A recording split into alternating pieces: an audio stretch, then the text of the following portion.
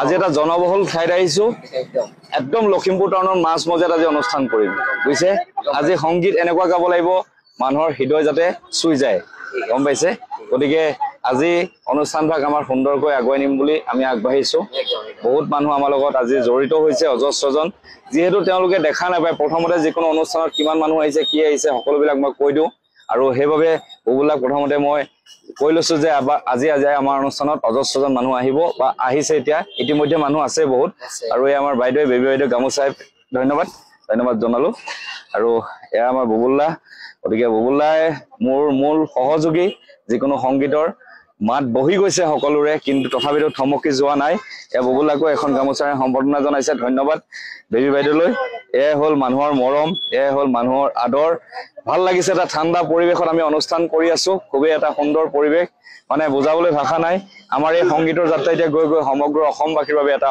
অনুষ্ঠান হৈ পৰিছে এয়া হল ৰাজক এখন গামোচা সম্বৰ্ধনা জনাইছে ধন্যবাদ এই বেবী বাইদেউ গামোচা পিন্ধাইছে দেই আজি যি অনুষ্ঠানৰ মূল আয়োজক হিচাপে অংশদান কৰিছে হা ঠিক আছে এতিয়া আহক আমি অনুষ্ঠানলৈ এয়া আমাৰ পিংকি বাইদেউ আগুৱাই আহিছে পিংকি বাইদেউ সকলোৱে আইতা বুলি জানে ন পিংকি বাইদেউ এটা চেনেলো আছে কিন্তু দেই কৃষ্ণ কৃষ্ণ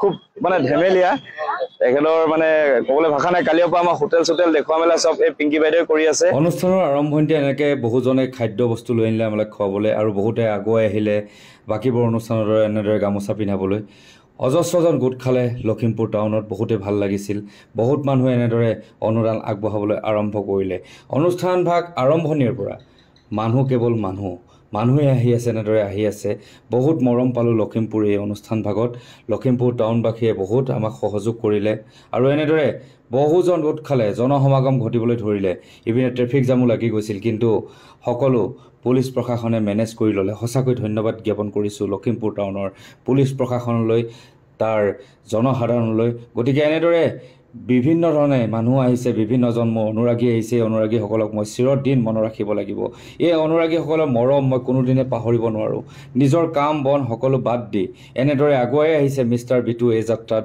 সহযাত্ৰী হ'বলৈ চাওক সকলোৰে কাম থাকে সকলোৰে ব্যস্ততা থাকে কিন্তু এইসকল মানুহে নিজৰ ব্যস্ততা বাদ দিও মোৰ লগত লাগি আছে আৰু এনেদৰে আমাৰ যুৱক যুৱতীসকলে দোকানে দোকানে গৰমকো নেওচি অনুদান উঠাবৰ বাবে আগবাঢ়ি গ'ল এনেদৰে প্ৰত্যেকখন দোকানত অনুদান সংগ্ৰহ কৰি আনিলে লখিমপুৰ অনুষ্ঠানত আৰু ফাইনেলি আহি পালোহি গোগামুখৰ ৰাইজক অজস্ৰজন মানুহ ওলাই আহিছে আমাৰ এই সংগীত যাত্ৰাত সহযোগ কৰিবলৈ তাতকৈ ডাঙৰ কথা আমাৰ লখিমপুৰত সহযোগ কৰা পিংকি বাইদেউহেঁত বেবী বাইদেউহেঁত কাকলি সকলো আমাৰ লগত আহিলে পুনৰবাৰ আকৌ ইয়াত সহযোগ কৰিবৰ বাবে এটা সুন্দৰ অনুষ্ঠান হ'বলৈ গৈ আছে গোগামুখত কাৰণ মই অহা পলম হ'ল 3 বজাত সময় দি থোৱা আছিলে পালোহি 5 বজাত তথাপিতো অজস্ৰজন অনুৰাগী এই মিষ্টাৰ বিটুৰ বাবে ৰৈ আছিল এই সংগীতৰ অনুষ্ঠানত সহযোগ কৰিবলৈ এয়াই হ'ল মানৱীয়তা এয়াই হ'ল মানৱীয়তাৰ এক যাত্ৰা গতিকে অপেক্ষা কৰক এই অনুষ্ঠানভাগ কেনেকুৱা হয় মই সকলো দেখাবলৈ আপোনালোকক চেষ্টা কৰিম গোগামুখতো লখিমপুৰৰ দৰে সমানে মানুহ হ'ল সমান মানুহ এনেদৰে মোক আদৰিবলৈ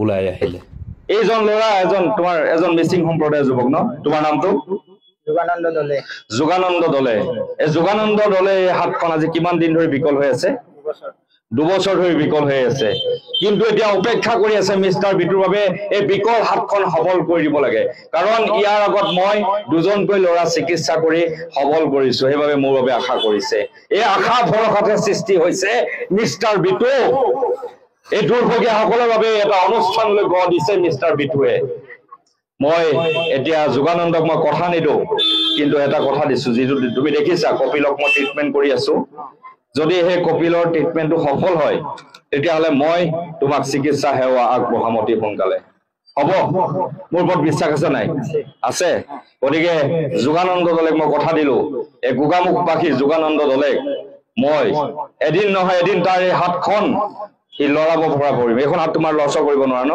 টোটেলি নোৱাৰা মিষ্টাৰ বিটুৱে তাক ঠিক কৰিব কথা দিছো মিষ্টাৰ বিটুৱে যাত্ৰা সদায় অব্যাহত ৰাখিব মাত্ৰ মোৰ 2জন ল'ৰা বৰ্তমান মোৰ আণ্ডাৰত এনেকুৱা হাত বিকল ট্ৰিটমেন্ট চলি আছে তেওঁলোক সুস্থ হোৱালৈ তুমি অপেক্ষা কৰা তোমাকো মই কথা দি থৈ গৈছো আৰু মিষ্টাৰ বিটু প্ৰতিশ্ৰুতি দিলে সদায় প্ৰতিশ্ৰুতি ৰাখে গতিকে যোগানন্দ দলেক যদি গোগামুখৰ মানুহে সহায় কৰিব নোৱাৰে বগী নদী ন তুমি বগী নদীৰ পৰা ইয়ালৈ আহিছা বহুত দূৰৰ পৰা আহিছা এই বগী নদীৰ পৰা আহিছে মোক লগ কৰিবলৈ বহুত আশা আহিছে গতিকে এই আশা মই পূৰণ কৰিবই লাগিব যোগানন্দ দলে। ধন্যবাদ। Thank you.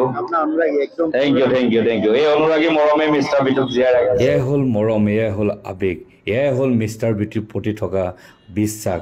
এই বিশ্বাসৰ জৰিয়তে আগুৱাই গৈছোঁ, শত সহস্ৰজনৰ মাজেৰে মৰম বুটলিবলৈ সামৰ্থ্য হৈছোঁ।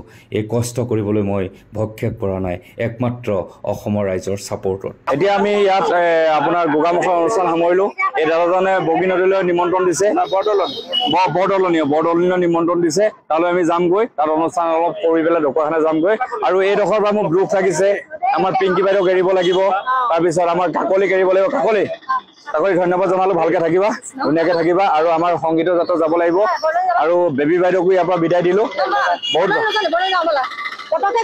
নালাগে আপোনালোকে বহুত কষ্ট কৰিলে। এওঁলোক বৰদলনীও যাম বুলি কৈছে, কিন্তু নালাগে, কাৰণ তেওঁলোকৰ ঘৰৰ কাম থাকে। নালাগে মই কৈছো, যাব নালাগে, আপোনালোক যাব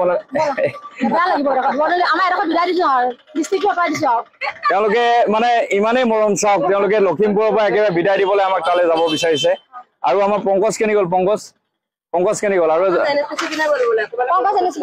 গতিকে আৰু এজন আছে, তেওঁলোক লখিমপুৰৰ পৰা আহিছে, তেওঁ এতিয়া বৰ্তমান নাই। গতিকে যাওঁ আকৌ বৰদলনীলৈ, এওঁলোক আকৌ যাম বুলি কৈছে।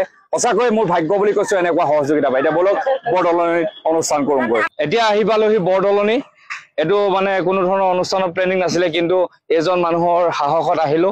আৰু ডাঙৰ কথা হৈছে, এই দুগৰাকী বাইদেউ, পিংকি বাইদেউ আৰু বেবী বাইদেউ, লখিমপুৰৰ অনুষ্ঠানৰ পৰা গোগামুখত কৰি এই বৰদলনীলৈকে তেওঁলোকে সহযোগিতা আগবঢ়াই আছে। চাওক, এই দুগৰাকী মহিলা কেনেকুৱা ত্যাগ কৰিছে মিষ্টাৰ বিটুৰ বাবে। গতিকে অসমবাসীয়ে কিয় নোৱাৰিব ত্যাগ কৰিব।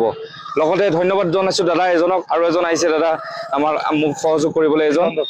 গতিকে চাওক, এবাৰ অনুষ্ঠানৰ পিছতে আমাৰ হিচাপ নিকাচ হ'ব, টোটেল কালেকশ্যন আজি জনাই আছো। বৰদলনীত যিহেতু আমাৰ অনুষ্ঠান কৰা কোনো প্লেনিং নাছিলে, সেইবাবে আকৌ পুনৰবাৰ এনেদৰে আমি অনুষ্ঠান কৰি থকাৰ মাজতে পিংকি বাইদেউ, বেবী বাইদেউৰ লগতে তাৰ স্থানীয় যিজন যুৱকে আমাক মাতি নিছিলে, তেওঁ এনেদৰে দোকানে দোকানে গৈ পুনৰবাৰ অনুদান সংগ্ৰহ কৰাত লাগি গ'ল।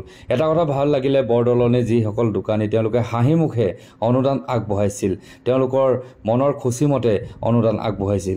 বৰদলনীত যদিও অনাকাংক্ষিতভাৱে আমাৰ অনুষ্ঠান ভাগ হৈছিল, কিন্তু এনেদৰে কালেকশ্যন কৰি আমাৰ বহু টকা সংগ্ৰহ কৰিবলৈ সামৰ্থ্য হৈছিলোঁ। লগতে এটা কথা ভাল লাগিলে, তেওঁলোকে অনুদান সংগ্ৰহ কৰি থাকোঁতে এখন হোটেলে এনেদৰে তেওঁলোকক চাহ খাবলৈ সুবিধাকণ কৰি দিলে। ফ্ৰীকৈ তেওঁলোকক চাহ খোৱালে, তেওঁলোকক অতিথি পৰায়ণ কৰা দেখালে।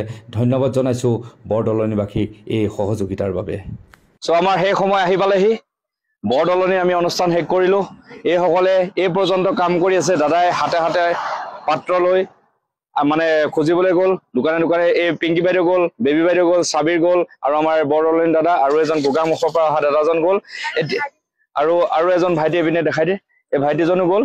এইসকলে কষ্ট কৰিলে, যথেষ্ট অনুদান আহিলে। বৰদলনীটো অনাকাংক্ষিতভাৱে হোৱা অনুষ্ঠানতো ইমান কালেকশ্যন হ'ব বুলি ভবা নাছিলো। গতিকে আহক শেষ পৰ্যায়লৈ গতি কৰোঁ। যিটো আমাৰ হিচাপ নিকাচ প্ৰক্ৰিয়া এতিয়া আৰম্ভ কৰি দিওঁ, আৰু সৰ্বমুঠ কিমান কালেকশ্যন হ'ল আপোনালোকক অতি সোনকালে জনাই দিওঁ। আৰু এইপিনে বক্সৰ পৰা পইচা উলিয়াই আছে, আৰু হাতে হাতে চবে লৈ আছে। 500 টকী লয় 500 টকী লৈছে, 100 টকী লয় 100 টকী লৈছে, 10 টকী লয় 10 টকী লৈছে। সকলোৱে এনেদৰে লাগি আছে, সকলোৱে এনেদৰে এতিয়া লাগি গৈছে হিচাপ নিকাচত। এয়া চব বক্সৰ পৰা পইচা ওলাই আছে, সেইটো পিছত সেইটো।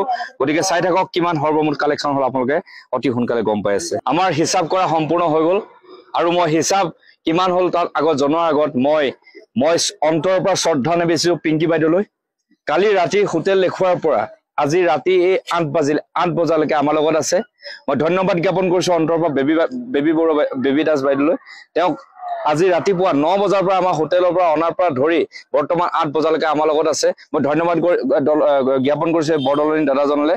তেওঁ অকলে অনুষ্ঠান ভাগ বৰদলনীত অনাকাংক্ষিতভাৱে আয়োজন কৰিলে, আৰু লগতে গোগামুখৰ দাদাজনক ধন্যবাদ জ্ঞাপন কৰিছোঁ, গোগামুখৰ পৰা আহি আমাৰ লগত সহযোগ কৰিলে। লগতে ভাইটিজনক ধন্যবাদ জ্ঞাপন কৰিছোঁ, যি দোকানে তেওঁ সংগ্ৰহ কৰিলে বৰদলনীত। ভবা নাছিলোঁ বৰদলনীত অনুষ্ঠান কৰিম বুলি, কিন্তু হঠাতে দাদাজনৰ কাৰণে সফল হ'ল। আজি সৰ্বমুঠ 3টা অনুষ্ঠান কৰিলোঁ। প্ৰথমটো কৰিলোঁ লখিমপুৰ টাউনত, দ্বিতীয়টো কৰিলোঁ গোগামুখত, আৰু 3 নম্বৰটো কৰিলোঁ বৰদলনীত। গতিকে আজি সৰ্বমুঠ কালেকশ্যন হ'ল 22,480 টকা। এই কালেকশ্যনৰ বাবে সকলোকে এটা হাত চাপৰি দিবলৈ অনুৰোধ জনালোঁ। ধন্যবাদ। ইদিনাতকে সিদিনা আমাৰ কালেকশ্যন বাঢ়ি গৈ আছে।